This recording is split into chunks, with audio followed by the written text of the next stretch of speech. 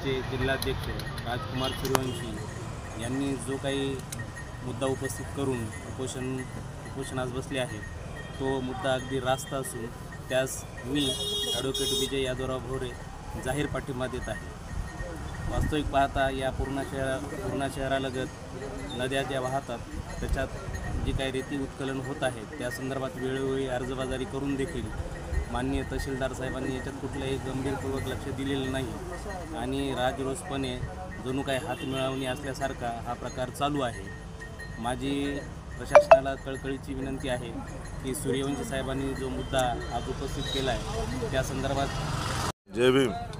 मी राजकुमार Sopan Suryavanshi, Republican सेना जिल्हा प्रमुख परभणी. आज पूर्णा तहसील कार्यालयासमोर आमरण उपोषणास बसलो असता विषय पूर्णा तालुक्यातील मोजे खुजडा येथे सर्वे नंबर 153 मध्ये परवानगीपेक्षा जास्त गोर खनिजाचे उत्खनन होत आहे. संबंधित तलाठी मंडळ अधिकारी यांना लक्षात आणून दिला असता त्यांनी कुठल्याच प्रकारची कारवाई न केली व या तालुक्याचे कर्तव्यदक्ष भ्रष्ट तहसीलदार माधवरावजी बोतीकर साहेब यांच्यासुद्धा लक्षात आणून दिली, परंतु यांच्याकडनं सुद्धा उडवाउडीचे उत्तर आले. त्याच्यामुळं जे काही शासनाचा महसूल आहे ते लाखो रुपयाचा बुडत आहे.